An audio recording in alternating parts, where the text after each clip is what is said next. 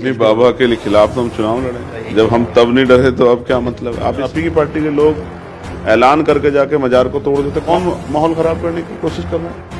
कौन धमका रहा है पुलिस के लोगों की गोली चलवा के दिखा दो, ये करवा के दिखा दो? कौन जो है शांति भंग कर रहा है? जो SIR बिहार से शुरू हुआ है उस पर बहुत बड़े सवाल खड़े हैं। उनमें पहले दिन से हम लोग उसका विरोध कर रहे हैं। चाहे पार्लियामेंट ना चली हो तो हमने तख्तियां लेकर विरोध किया है। वोट रक्षक हम लोगों ने बनाने का निर्णय लिया है। वोट वॉरियर, बूथ पर 4 ऐसे लोग होने चाहिए जो घर घर जाके वोट की इम्पोर्टेंस को, महत्ता को लोगों को समझाने का काम करे। साधु के बेस में बैठा व्यक्ति कह दे कि आपको पढ़ने की जरूरत नहीं है, आप जाइए शिवलिंग पे बेलपत्री लगाए, दूध चढ़ा दीजिए तो आपका बच्चा पास हो जाएगा। तो देखो लोग पढ़ना बंद कर देंगे। इस तरह की जो मूर्खतापूर्ण बातें कही जाती तो खुलेंगे। और आजाद समाज पार्टी एक बड़ी पार्टी जो है वोट के आधार पर उत्तर प्रदेश में त्रिस्तरीय पंचायत चुनाव में बनेगी।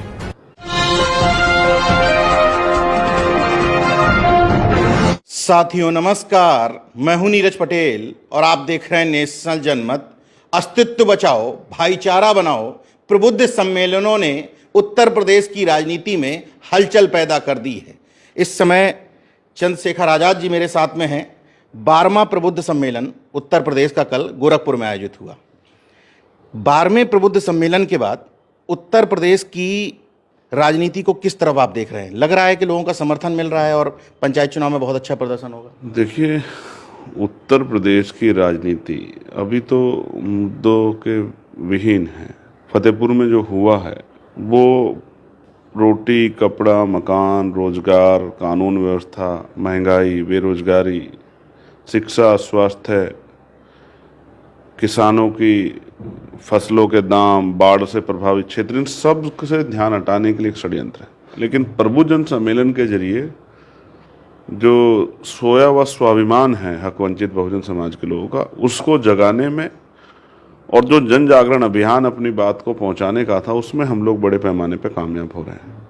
क्योंकि जिस तरह से लोग जुटते हैं, जिन लोगों ने नोटिशन दिया था उनमें 70-80% लोग आते हैं और वो समाज में private doctor, retired doctor, engineer, retired engineer, teacher, professor, bank के रिटायर्ड कर्मचारी, सिंचाई विभाग के कर्मचारी, तमाम जो है सेल टैक्स के ऑफिसर, आकाशवाणी, तमाम जो जिस तरह से इंस्टीट्यूशन में जो लोग काम करके आए, जिनको हम प्रबुद्ध बहुजन समाज कहते हैं, वो लोग आते हैं। और मैं तो 5-6 विषय पर सहमति लेता हूँ कि 52% OBC को 52% रिजर्वेशन का लाभ मिलना चाहिए, जो 1931 के बाद जनगणना के बाद अब तक हुई नहीं है। और प्राइवेट सेक्टर में भी जो मैं प्राइवेट मेंबर बिल लाया था कि SC, ST, OBC को आरक्षण का नाम 98% प्राइवेट सेक्टर मिलना चाहिए। साथ साथ उसके अलावा EVM से चुनाव की जगह बैलेट पेपर से चुनाव होना चाहिए। फिर SC, ST, OBC को प्रमोशन रिजर्वेशन का लाभ मिलना चाहिए, बैकलॉग भरा जाना चाहिए, कानून व्यवस्था अच्छी होनी चाहिए, जो अन्याय हो रहा है SC, ST, OBC पे सामाजिक, आर्थिक, धार्मिक रूप से बंद होना चाहिए। तो वो जो समर्थन मिलता है, और फिर जब ये एक डिमांड भी मैं उनके सामने, जो बड़ी संख्या में नौजवान आते हैं कि भाई नौजवान जिसका आप हिस्ट्री पढ़ोगे भारत की, तो देश की आज़ादी में सबसे बड़ा योगदान जो है वो नौजवान लोगों का, जिन्होंने बलिदान दिए, जिनमें सरदार करतार सिंह सराभा 19 साल के थे, 23 साल के शहीद आजम सरदार भगत सिंह थे, उधम सिंह जी थे। तो मैं ये मानता हूँ कि नौजवान कमज़ोर नहीं है, नौजवान गैर जिम्मेदार नहीं है। इस नौजवान को बस दिशा देनी है। कल मैंने उनको बहुत समझाया और मैं आपको विश्वास दिलाता हूँ, जो स्ट्रक्चर कल हमने निर्माण करने की कोशिश की है और जो जिनके बारे में हमने आपको उनको बताया है, मैं विश्वास से कहता हूँ कि उससे भविष्य में आज़ाद समाज पार्टी बहुत ताकतवर होगी। और ग्रामीण क्षेत्रों में जहाँ लोग आज भी राह जो रहे हैं, आँख में आंसू लेके, भूखा पेट लेके, टूटी छत लेके, टूटी गलियाँ, भरा हुआ पानी, गंदगी, तमाम तरह से परेशान जो लोग इंतजार देख रहे हैं, कोई हम ऐसा सवेरा निकले कि हमारे जीवन में बदलाव हो, उनके लिए रास्ते खुलेंगे। और आज़ाद समाज पार्टी एक बड़ी पार्टी जो है वोट के आधार पर उत्तर प्रदेश में त्रिस्तरीय पंचायत चुनाव में बनेगी। कल एक शब्द आपने बोला मन से, मैं पूरा प्रबुद्ध सम्मेलन कवर कर रहा था, वोट रक्षक, वोट वॉरियर। इस समय विपक्ष पूरा कह रहा है कि वोट चोरी हुई, वोट चोरी हुई, और आपने वोट रक्षक की बात की। तो क्या है ये वोट रक्षक? देखिए, जो SIR बिहार से शुरू हुआ है उस पर बहुत बड़े सवाल खड़े हैं और मैं पहले दिन से हम लोग उसका विरोध कर रहे हैं। चाहे पार्लियामेंट ना चली हो तो हमने तख्तियां लेके विरोध किया है। इस मामले में पूरे विपक्ष के साथ खड़े हैं? नहीं, हम तो विपक्ष से पहले ही EVM से लेकर सब चीज़ों पे अपना विरोध दर्ज करा रहे हैं। बेसिक इस बात को समझना पड़ेगा, 2 चीज़ें हैं। क्या हम एसआईआर के द्वारा जो वोटों की चोरी हो रही यहीं तक सीमित रहना चाहते हैं, या जो एक लंबी डिमांड हम लोग ईवीएम के खिलाफ पहले से करते आ रहे थे, उस पर अब क्या हम ईवीएम को सही मान रहे हैं या ईवीएम के खिलाफ भी हम कुछ करने वाले हैं? ये दोनों बात एक दूसरे को, जब तक इसका पूरक जो है नहीं ढूंढा जाएगा तब तक काम नहीं चलेगा। तो कल हमने ये महसूस किया कि हर बूथ पर 4 ऐसे लोग होने चाहिए जो घर घर जाके वोट की इम्पोर्टेंस को, महत्ता को लोगों को समझाने का काम करें। और वो पढ़े लिखे लोग होने चाहिए, समझदार लोग होने चाहिए, तकनीकी रूप से निपुण लोग होने चाहिए, जो वोट की वैल्यू के बाद वोट की रक्षा, कि उनका जो वोट है जो 18 साल की एज में आ गया तो वो बने, और जो अवैध वोट बना हुआ है वो वोट कटे, और किसी भी तरीके से वैध वोट ना कटे। और जो एक खेल होता है कि यहाँ का वोट वहाँ ट्रांसफर कर दिया उस वार्ड में, वहाँ का वोट, तो इतनी दूर वोट डालने कहाँ जाएगा आदमी?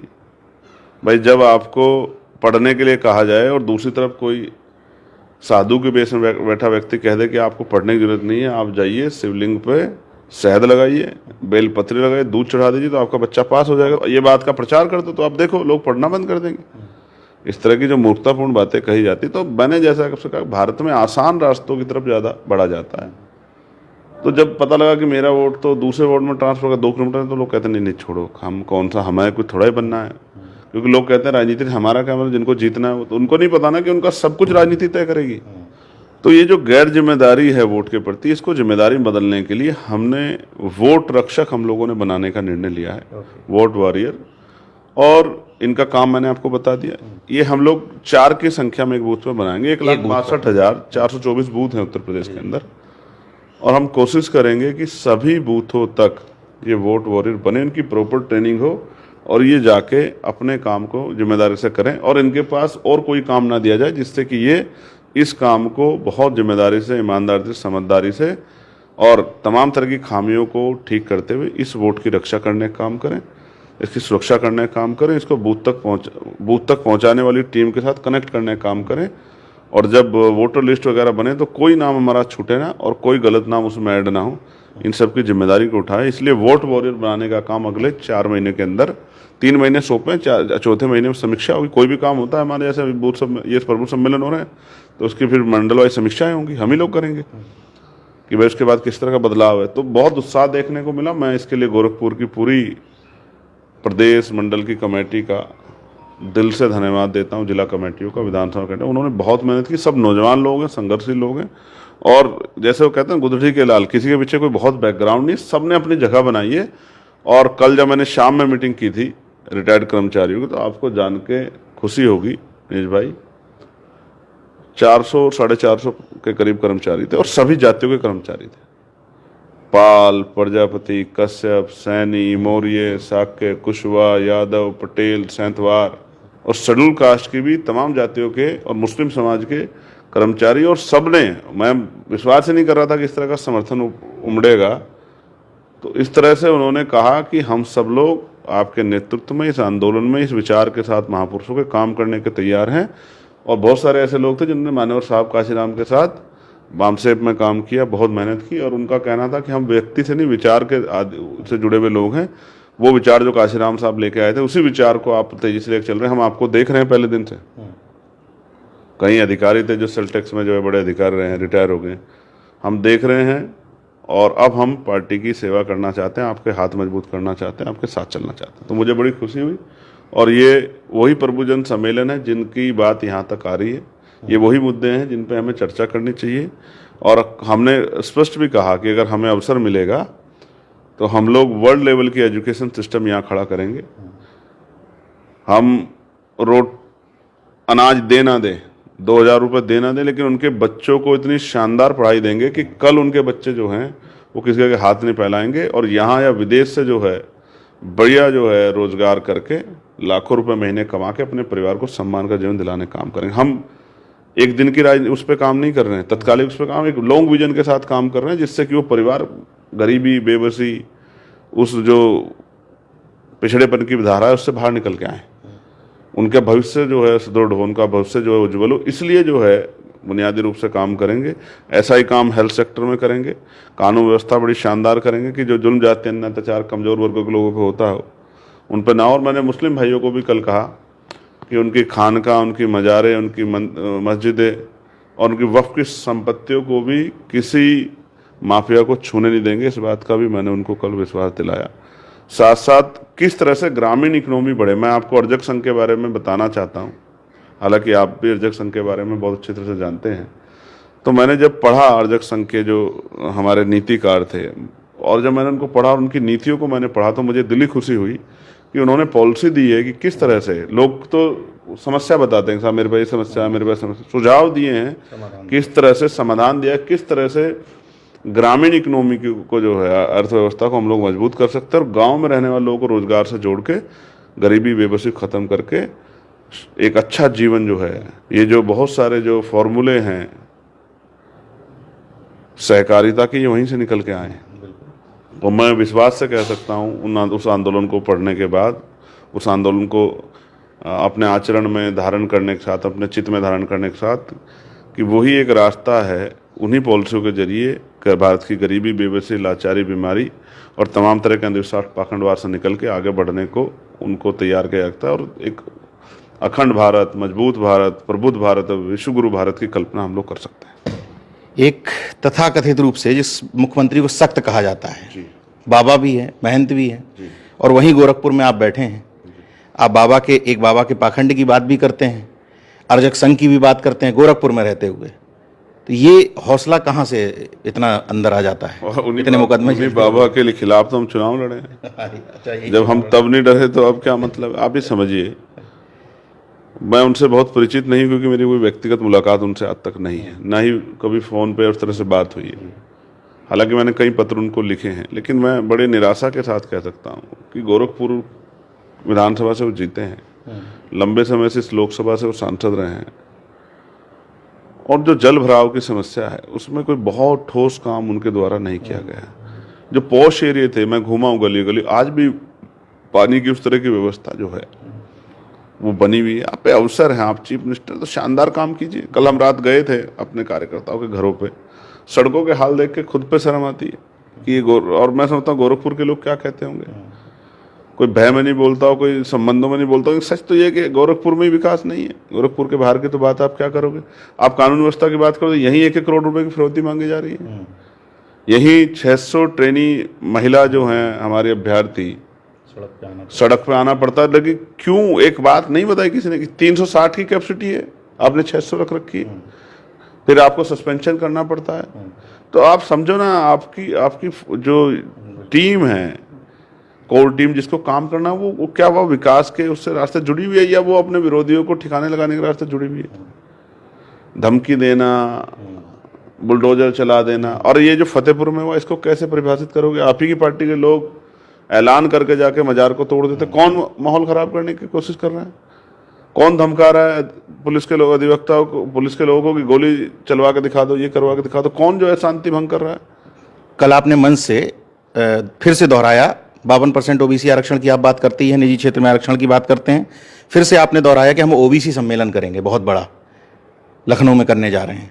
तो ओबीसी को लेकर कुछ खास प्लानिंग है पार्टी में जोड़ने को? देखिए, ऐसा है, बहुजन समाज का सबसे बड़ा परिवार है ओबीसी, और ओबीसी तो कॉन्स्टिट्यूशनली ओबीसी कहते हैं, लेकिन कॉन्स्टिट्यूशन से पहले जब आप 1902 को देखोगे, backward class, schedule caste, schedule tribe और पिछड़े वर्ग के लोगों को बैकवर्ड क्लास के आधार पर रिप्रेजेंटेशन मिला, और 50% जो है नौकरियों में जो है, हमारे कोल्हापुर के महाराज जो थे, बहुजन शौर्य, बहुजन साम्राज्य और बहुजन गौरव के जो प्रतीक हैं छत्रपति साहू जी महाराज, उन्होंने ये किया। तो एक ही परिवार है।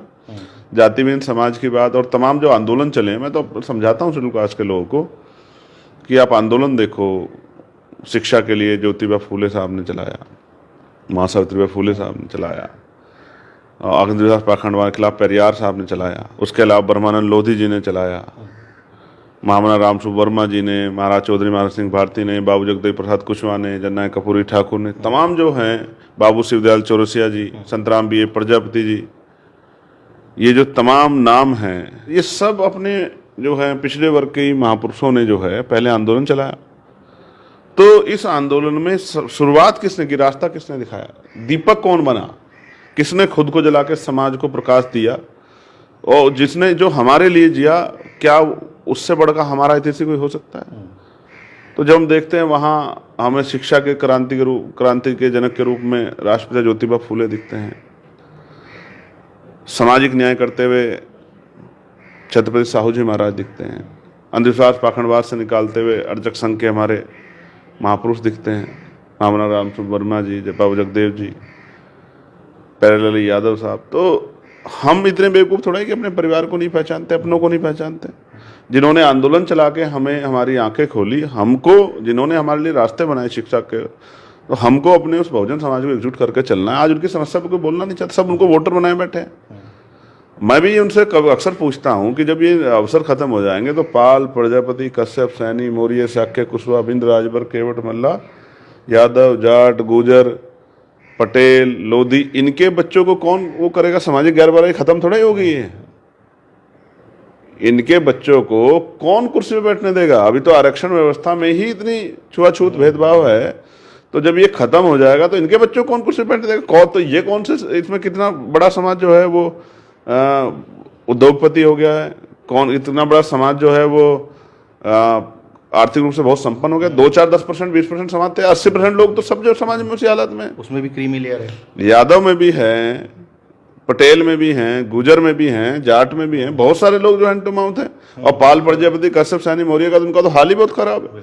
दुनिया चौहान है, कौन पूछ रहा है, सैंतवार है। तो मैं इसलिए आपसे बात कह रहा हूं कि हम जातिहीन समाज की बात करते हैं, बहुजन महापुरुषों को मानने वाले लोग हैं, इसी परिवार की संतान हैं, तो हम अपनों को साथ इकट्ठा करके उनके मुद्दों पर चर्चा चाहते हैं। और आप ये समझिए, जब जिस मुद्दे पर चर्चा हम करेंगे, आप पार्लियामेंट देखिए इस बार, एक दवाई एक दाम का मुद्दा हमने उठाया, एडवोकेट प्रोटेक्शन एक्ट का मुद्दा हमने उठाया, पुरानी पेंशन बहाल करने का मुद्दा हमने उठाया, और स्कूल के मर्जीकरण के खिलाफ जो है हमने जो है विषय उठाया, जिसको शिक्षा मंत्री को जवाब देना पड़ा, तर्क के साथ उठाया, एसएससी का मामला उठाया, और भी कई ऐसे मामले हैं जिनको लोगों ने इग्नोर किया, हमने उठाया। और फिर वो पूरे दिन, अगले दिन 4 दिन 6 दिन वो चर्चा का विषय बने लोग। हमने अर्धसैनिक बलों को और आर्मी के जो हमारे पैरामिलिट्री फोर्स और आर्मी के जवानों के वेतन में जो है उसको कर मुक्त करने, इनकम टैक्स से बाहर करने के लिए जो है हमने विषय उठाया। तो वो लोग चर्चा के विषय में पुलिस की मांगों को हम लोग उठाए, पीआरडी होमगार्ड के जवानों की मांग उठाए, आशा, आंगनबाड़ी, भोजन माता, ग्राम रोजगार सेवक, ग्राम पंचायत, इन सब के को सम्मानजनक वेतन, और जो संविदा पे अनुदेशक हैं तमाम लोगों को सम्मानजनक वेतन और उनको पक्की नियुक्ति देने का काम हम लोग करेंगे। हम लोग इंतजार करे बैठे हैं कि एक बार ये अवसर मिले तो कलम चले और सबके जीवन में खुशहाली है। हम तो प्रदेश को खुशहाली की तरफ ले जाना चाहते हैं, हर व्यक्ति के आंसू पूछना चाहते हैं। हम अपने रास्ते पे हैं और यही रास्ता जो है शायद सत्ता में बैठे लोगों को और विपक्ष में बैठे कुछ लोगों को अच्छा नहीं लग रहा है, इसलिए तमाम तरह की षड्यंत्र साजिशें चलती हैं। उनसे घबराने की जरूरत है नहीं। लक्ष्य निर्धारित है, लक्ष्य सामने, उस पर काम करना है। और उम्मीद है कि तीसरे पंचायत चुनाव में बड़े शानदार प्रदर्शन होंगे, कार्यकर्ताओं की मेहनत से बहुत से रिजल्ट आएंगे और आजाद समाज पार्टी बड़ा दल बनकर उभरेगी, ऐसा मेरा विश्वास है। सहारनपुर से शुरू हुआ प्रबुद्ध सम्मेलनों का दौर 12वां गोरखपुर तक पहुंच गया और सांसद जी का कहना है कि पंचायत चुनाव में बहुत अच्छा रिजल्ट रहेगा। मैं लगातार कवरेज करके आपको दिखाता ही रहता हूं। एक बात पूरी जिम्मेदारी के साथ कह सकता हूं प्रबुद्ध सम्मेलनों को देखने के बाद कि जिस भाईचारे की बात, जिस बहुजन यूनिटी की बात करते हैं, वो कार्यक्रमों में दिखाई देता है, मंचों पर भी दिखाई देता है और आपके बयानों में भी दिखाई देता है। उसका कितना असर जनता के बीच में होगा, ये इसको सेमीफाइनल कह सकते हैं 2027 का, कि पंचायत चुनाव से सब कुछ क्लियर हो जाएगा। बाकी देखते रहिए नेशनल जनमत, जागरूक और सजग बने रहिए। जय विज्ञान, जय संविधान, जय लोकतंत्र। धन्यवाद।